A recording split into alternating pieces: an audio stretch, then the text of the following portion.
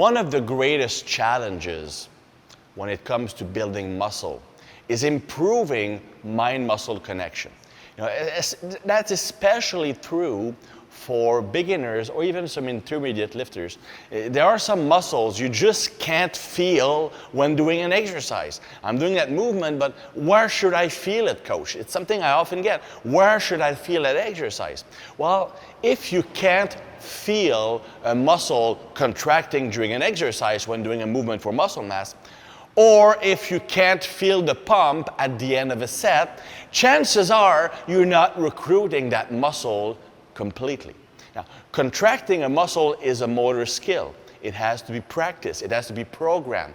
So you need to use methods that will allow you to become really good at contracting every single muscle. The more efficient you are at recruiting a muscle, the easier it is for you to make it grow. That's why, for example, hockey players, when they finally decide to train their legs, because most of them just train biceps when they're young, but eventually they decide to train their legs, they will actually grow much faster than even a bodybuilder because of all the skating they're doing. They're good at recruiting their legs.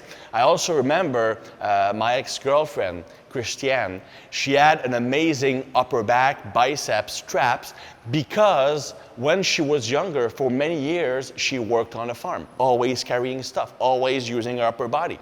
So these muscles, she was used to recruiting them. And as a result, they grow easily.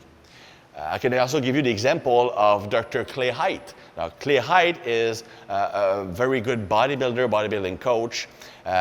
He mentioned at one point that his left biceps was severely lagging behind his right one.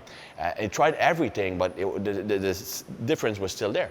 And what he came to the conclusion is that when he was younger, every time he would pass in front of a mirror, he would always flex his right biceps. So the mind-muscle connection with that muscle became super good. He became a master at recruiting that right biceps. As a result, when he was doing exercises, his right bicep would respond much better than the left one. And over years and years, it built up to a much larger right bicep. The moral of the story is that if you want pose in a mirror, pose both arms. No, I'm kidding. It means that if you improve your capacity to flex a muscle, contract it, then you will make it grow more easily. That's kind of the principle behind pre-fatigue. Now, the method I want to discuss here is using a pre-fatigue method with an isometric contraction. That is probably the best method, to my knowledge, for improving mind-muscle connection. So what you do is that you do an isolation exercise, or it can be a main movement, doesn't matter. And you will hold the position where you can create maximum tension in the target muscle. You hold that for 20 to 30 seconds. And once you're done with that 20-30 seconds, then you will do your reps. That increases mind-muscle connection. The reason why is that when a muscle is being contracted, right, blood cannot enter into the muscle. The result is that you become in an hypoxic state. You're deprived of oxygen and you build up lactic acid inside that muscle. So that muscle burns. You become more and more and more aware of it. It creates an accumulation of edema, of fluid, an accumulation of metabolites inside the muscle. And as a result, when you switch to your movement, you feel that muscle because it burns. So you can really, okay, I'm contracting it. It builds your capacity to use that muscle, feel it working. It builds that mind-muscle connection, which is the first step in correcting a weak muscle. So it could look like this. Let's say I'm doing lateral raises. So I could hold that position here. I want to focus more on lateral head, so I feel it more here. So I'm going to hold that position for 20 to 30 seconds. After my 20, 30 seconds, then I would do my reps, focusing on getting that same feeling of contraction as I was getting with my isometric hold. This also works pretty much the same way as pre-fatigue with regular sets. What happens is, remember that slow twitch fibers work best in the presence of oxygen.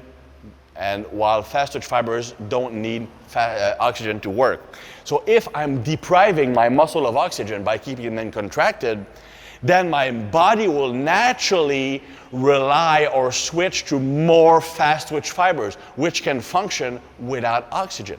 So I'm recruiting right off the bat those money fibers I want, right? So when I do my reps, I can keep those muscles firing, those muscle fibers firing and stimulating. So I need less work to get those fast twitch fibers working, so I can fatigue them and stimulate them earlier in the set. Also, contrary to regular rest pause, for example, doing pec decks before doing bench press, well, doing an isometric hold to pre-fatigue burns a lot less glycogen. Holding a weight burns a lot, just a fraction of the energy as during a full movement. So you can create the same amount of fatigue, but you're burning a lot less glycogen. Remember, the less glycogen you burn, the less cortisol you release. The less cortisol you release, the more muscle growth you'll have. So with an equal level of stimulation, the lower the cortisol, the more muscle you gain. So that's why this method is very effective, both to enhance mind-muscle connection, but also to make that muscle grow.